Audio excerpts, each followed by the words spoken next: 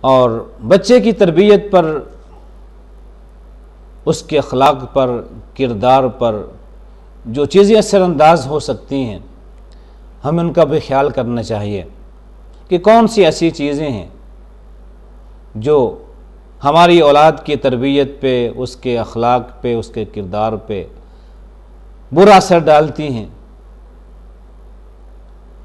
یہ حقیقت ہے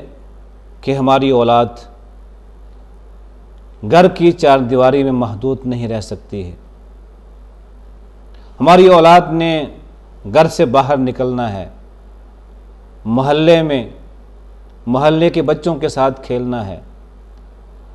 اس محلے کے بچوں کا ماحول بھی ہمارے بچوں پہ اثر انداز ہوگا۔ ہمارے بچوں نے سکول جانا ہے، سکول کا ماحول بھی ہمارے بچوں پہ اثر انداز ہوگا۔ ہمارے بچوں نے بازار جانا ہے، بازار کا ماحول بھی ان پہ اثر انداز ہوگا۔ ہمارے بچوں نے خاندان کے افراد سے ملنا ہے، دوسرے خاندان کے افراد کے اثرات بھی ہماری اولاد پہ پڑیں گے۔ یقیناً یہ حقائق ہیں، یہ ساری چیزیں ہم پر بھی ہماری اولاد پہ اثر انداز ہوتی ہیں۔ لیکن اگر کوئی چیز کسی پودے پہ، درخت پہ، فصل پہ برا اثر ڈال رہی ہو تو پھر ہماری ذمہ داری ہوتی ہے کہ ہم ان چیزوں کا کلا کما کریں یا کوئی ایسا اہتمام کریں کہ ان چیزوں کے اثرات ختم ہو جائیں یا کم ہو جائیں۔ یہ نہیں کہ یہ چیزیں اثر انداز نہیں ہوں گی لیکن وہ بچہ ہمارے گھر میں واپس بھی آئے گا، اور زیادہ حصہ، دن کا زیادہ حصہ اس نے گھر میں گزارنا ہے۔ اگر باہر کے ماحول سے برے اثرات لے کے، برے جراثیم لے کے گھر میں آیا ہے تو اب آپ اپنے گھر کے ماحول کو اتنا پاکیزہ بنا لیجئے،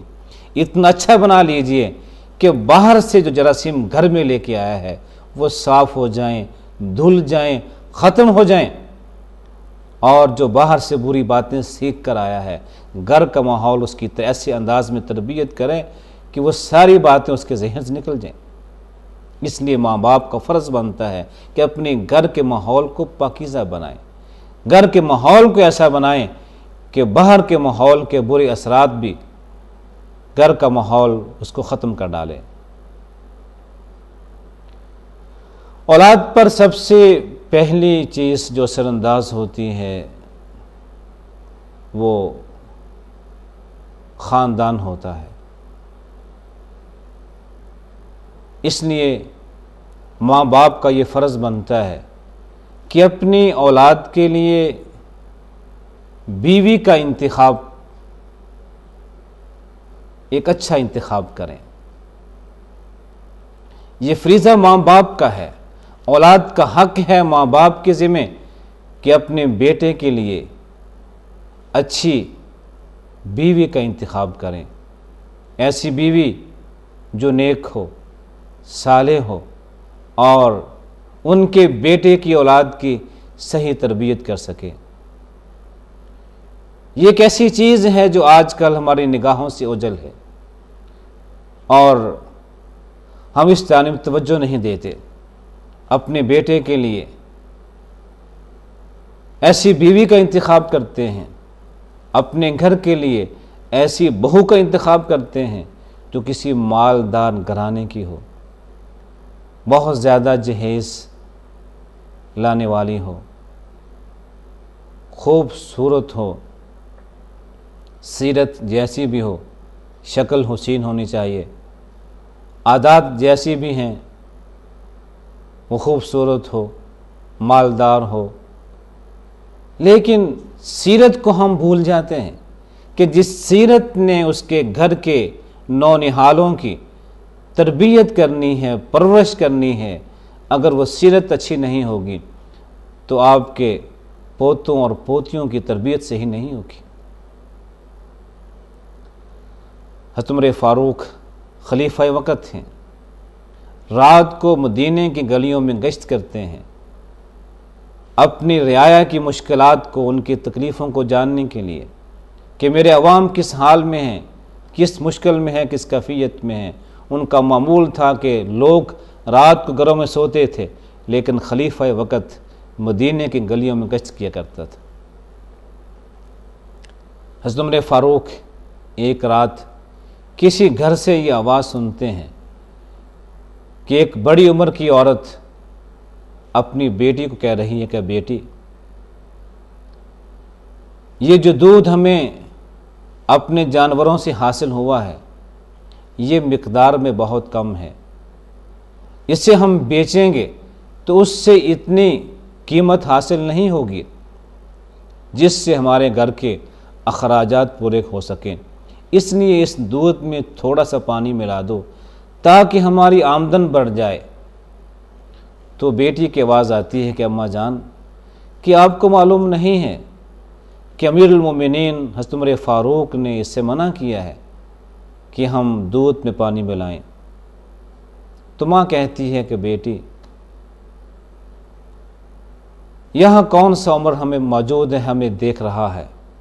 تم پانی ملا دو، ہمارے اخراجات بہت زیادہ ہیں، آمدن بہت کم ہے، کمانے والا کوئی نہیں ہے۔ تو بیٹی کہتی ہے کہ اماں جان، بے شک حضرت عمر فاروق یہاں موجود نہیں ہیں، ہمیں نہیں دیکھ رہے، لیکن عمر فاروق کا جو رب ہے وہ تو ہمیں دیکھ رہا ہے۔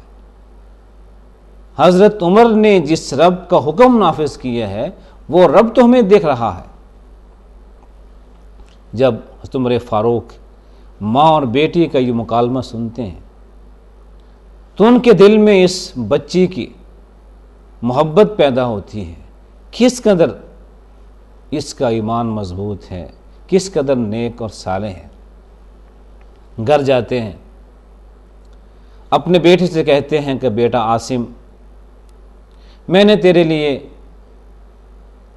ایک بیوی کا انتخاب کیا ہے، فلاں گھر میں جاؤ اور وہاں شادی کا پیغام دے کے آؤ۔ وہ خاندان کو مالدار خاندان نہیں ہے، کوئی تاجر نہیں ہے، کوئی بڑا خاندان نہیں ہے، غریب گھرانہ ہے جس کے اخراجات پورے نہیں ہو رہے ہیں، اور اس گھرانے میں خلیفہ وقت جو پوری خلافت کا مسلمانوں کے سیاہ و سفید کا مالک ہے، اپنے شہزادے کے لیے شہزادی کا انتخاب کر رہا ہے کہ اس گھرانے سے، جو گھرانہ اتنا غریب ہے کہ گھر کے اخراجات پورے نہیں ہو رہے ہیں بلکہ مجبور ہیں دودھ میں پانی ملانے پہ کہ تاکہ گھر کے اخراجات پورے ہو سکیں۔ امیر المومنین عمر فاروق نے اپنے بیٹے کے لیے، بیوی کا، اپنے شہزادے کے لیے اس شہزادی کا انتخاب کیا جس کی سیرت بہترین تھی۔ بے شک وہ مالدار نہیں تھی، اس کے پاس دولت نہیں تھی، جہیز نہیں لا سکتی تھی، اور پھر تاریخ نے ہمیں بتایا کہ عمر فاروق کا یہ فیصلہ کتنا عظیم فیصلہ تھا کہ اسی بچی سے جو عمر فاروق کی بہو بنی، ان کے بیٹے عاصم کی بیوی بنی، پھر اسی کی نسل سے عمر بن عبدالعزیز خلیفہ عادل پیدا ہوتے ہیں، جسے تاریخ عمر ثانی کے نام سے یاد کرتی ہے، خلیفہ عادل کے نام سے یاد کرتی ہے۔ وہ اسی عورت کی اولاد سے تھے۔ یہ اس بات کی دلیل ہے کہ جب آپ اپنی اولاد کے لیے، اپنے بیٹوں کے لیے اچھی بیوی کا، نیک بیوی کا، اچھے اخلاق کی مالک بیوی کا انتخاب کریں گے تو اس کے اثرات آپ کی اولاد پہ پڑیں گے، آپ کے پوتوں پوتیوں پہ پڑیں گے۔ تو سب سے پہلی چیز جو اولاد کی تربیت پہ سر انداز ہوتی ہے وہ اس کی ماں ہے۔ اس لیے اپنے بیٹوں کے لیے، اپنے پوتوں کے لیے ایسی ماں کا انتخاب کیجئے جو اچھے نیک خاندان کی عورت۔ اگر ایسا نہیں ہوگا تو پھر جو بھی آپ کے پوتوں پوتیوں کی ماں بنیں گی اس کے اثرات اس پہ ہوں گے۔ اگر نیک ہوگی، نیکی کے اثرات ہوں گے، اگر نیک نہیں ہے تو ویسی اثرات ہوں گے۔